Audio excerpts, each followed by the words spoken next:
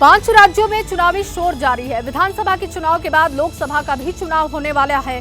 लिहाजा जो तमाम राजनीतिक पार्टियां हैं वो अपने एजेंडे को सेट करने में लगी हुई हैं।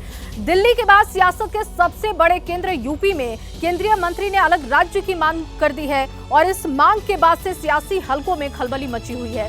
देखिए रिपोर्ट। क्रांति का आगाज इसी शहर से हुआ और भाई पश्चिम उत्तर प्रदेश की राजधानी भी है मेरठ। मेरे को उम्मीद है कि एक दिन पश्चिम उत्तर प्रदेश अलग बनेगा और मेरठ उसकी राजधानी होगा। मैं तो सपने को बहुत दिन से देख रहा हूं। तो क्या यूपी दो हिस्सों में बंटने वाला है? क्या मेरठ पश्चिमी यूपी की राजधानी बनेगा? चुनावों से ठीक पहले अलग राज्य की मांग कहीं बीजेपी का एजेंडा तो नहीं? केंद्रीय मंत्री संजीव बालियान के इस बयान के बाद यूपी की सियासी फिजाओं में यही सवाल पूछे जा रहे हैं।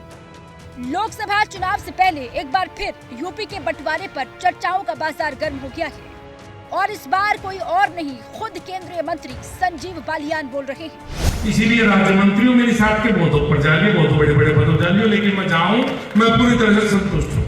तो मुझे उम्मीद है कभी न कभी मेरठ जरूर राजधानी बनेगा। दरअसल मेरठ के सुभारती विश्वविद्यालय में अंतर्राष्ट्रीय जाट संसद का आयोजन किया गया था। मंच पर देश विदेश के जाट नेता मौजूद थे। मौका भी था और दस्तूर भी। लिहाजा केंद्रीय मंत्री ने मौके पर चौका मारना मुनासिब समझा और अलग राज्य की मांग छेड़ दी। इस दौरान खूब तालियां भी बटोरी। पार्टी के नेता तक पहुंचाएंगे इस तरह की बात या पहुंचाई है अभी तक? मैं तो हमेशा कहता हूं, मैं अलग अलग पार्टियों के अलग विचार हो सकते हैं। संजीव बालियान के अपने विचार ये हैं कि पश्चिम उत्तर प्रदेश अलग प्रदेश होना चाहिए।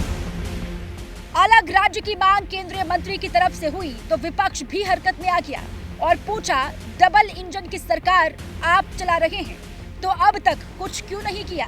क्या मंत्री जी को सीएम योगी से दिक्कत हो रही है? संजीव बालियान जी को लगता है योगी आदित्यनाथ जी से दिक्कत हो गई है। एक सांसद जिसकी डबल इंजन की सरकार हो और उत्तर प्रदेश में भी रिपीटेड गवर्नमेंट हो, उसके बावजूद भी अलग प्रदेश की मांग कर रहा हो तो निश्चय ही सरकार बेरुखी के साथ पश्चिमांचल से अपना व्यवहार दिखा रही होगी। दरअसल अलग राज्य की मांग कई दशकों पुरानी है। सबसे पहले यूपी की पूर्व सीएम मायावती ने अलग राज्य की मांग की थी। साल 2011 में मायावती ने यूपीए की सरकार को प्रस्ताव भेजा था। पूर्वांचल, बुंदेलखंड, अवध और पश्चिम की मांग की थी, लेकिन मामला केंद्र की कांग्रेस सरकार के पास ही अटक गया। आइए अब आपको बताते हैं कि अलग राज्य की मांग आखिरकार किस आधार पर हो सकती है।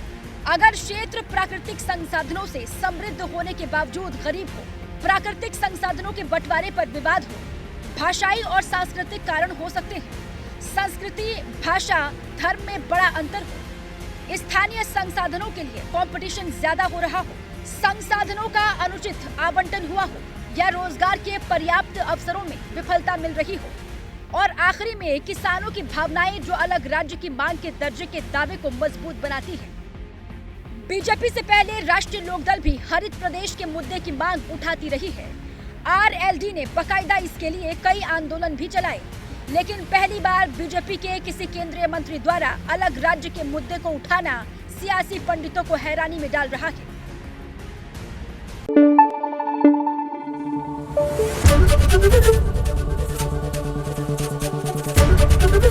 एबीपी न्यूज आपको रखे आगे।